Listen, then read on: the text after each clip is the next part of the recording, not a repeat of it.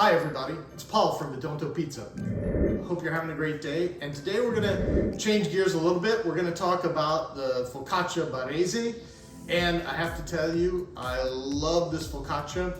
My mother-in-law, who was a fantastic cook, is from Bitonto, just outside of Bari. That's where the name came from for the channel. When I walked into her house after she had been making focaccia, I could smell it everywhere. It was wonderful. And she lived just upstairs, essentially, from a bakery that made the best focaccia. I adapted a recipe from Vito Iacopelli, but I didn't have time to make the Polish the day before and do it then, the day after, which is how I would normally make a focaccia or pizza dough, for that matter. I kind of made it Polish, and then I'm letting it rise for a few hours before just open in the open.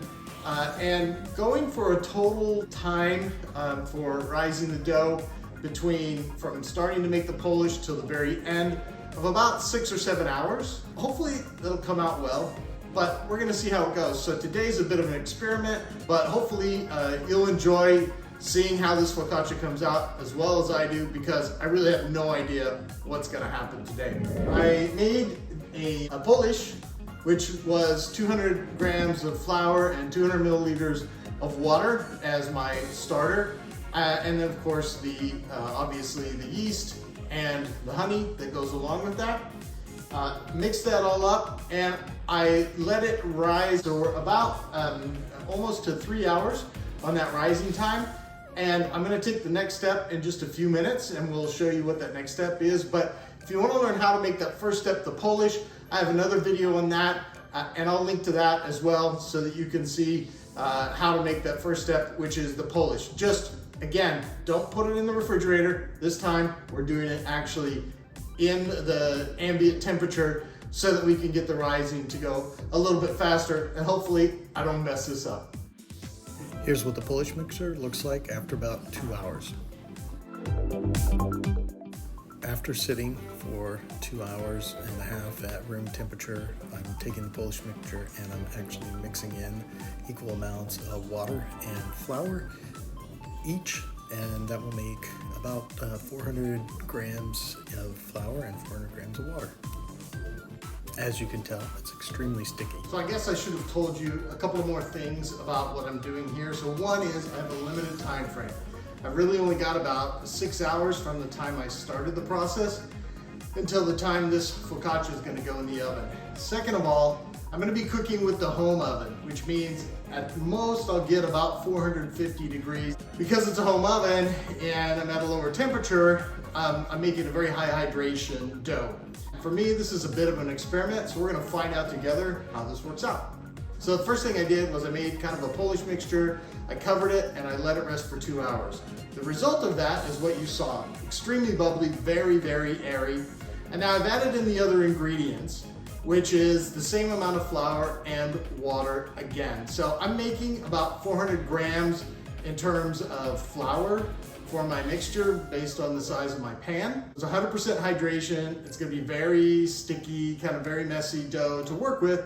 It's in a focaccia, it's cooked in a pan. The last step is going to be actually raising a little bit in that pan. I'm not too worried about the workability of the dough. I really wanna make sure though that it's very light, very airy. I cheated a little in the first part in that I let the dough sit in the oven and I turned the oven light on. And that was probably a mistake. It may have raised a little too quickly, but we're gonna see how it all works out in the end. I'm gonna go ahead and put it back in the oven, not turning the oven on, but it's gonna generate some of its own heat as it rises, and so that'll make the oven temperature just a few degrees warmer than the temperature outside, and that'll help to make sure that the leavening process goes a little bit better. We'll see how this goes. Again, I'm pretty excited about it because it's an experiment we'll do together, and we'll see if that meets Lucia's standards. But it's been another 2 hours since I took that step, and now I'm going to take the step of trying to knead this. I haven't looked in the oven yet. You're gonna see at the same time I do. Oh, wow. So, I'm not 100% sure what I'm gonna do with this. This stuff is incredibly airy, and I'm gonna pull the camera up so you can see this. But my goal here is to knead this to the point where I can make a ball and then let it sit for another hour.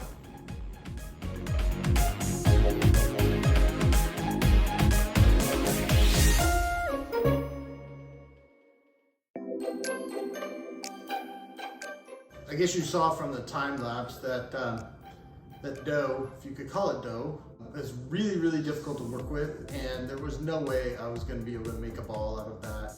So I worked it as much as I could, and I put it back in a bowl, and I'm going to let it rest for another hour.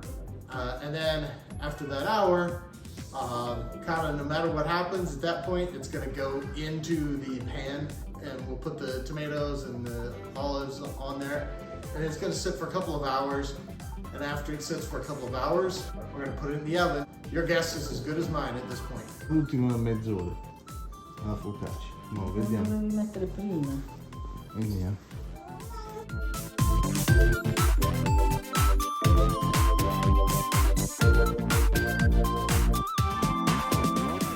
Com'è la massa?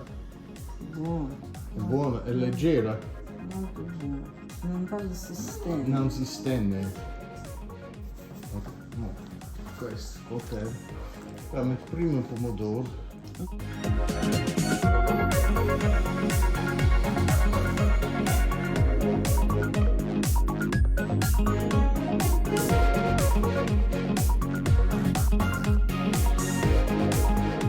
I've been struggling with this dough all day, hoping that it comes out okay, and it seems to be all right. When we put it in the pan, the dough is still light, lots of air in the dough.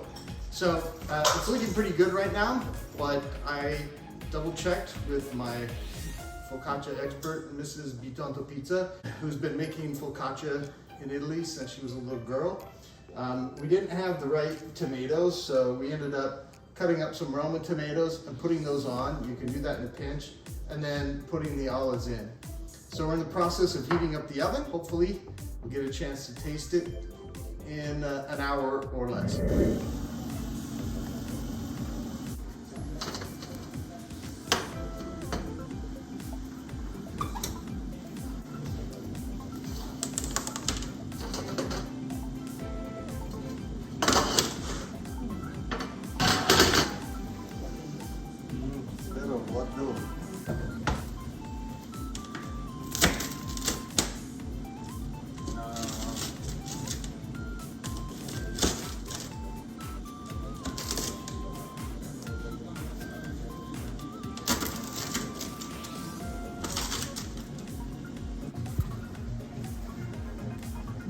What's the final judgment on that Focaccia Barese?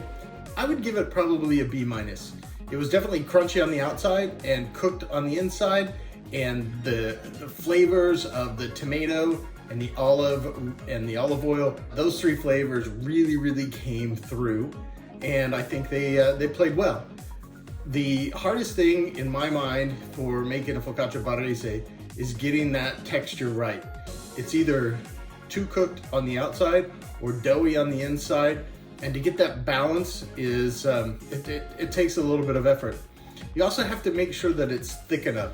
So the amount of dough for the size of the pan is really important. I think I had just a little too little dough for the size of the pan that I was using, and that made the focaccia just a little too thin. I would have liked to see it maybe, you know, 1/8 of an inch to 1/4 of an inch thicker. My apologies to Vito for bringing your name into this. If you're watching, you'll forgive me for referencing your focaccia video in my own video, which wasn't a great success. If you enjoyed this video, please definitely give us a thumbs up, like it, subscribe.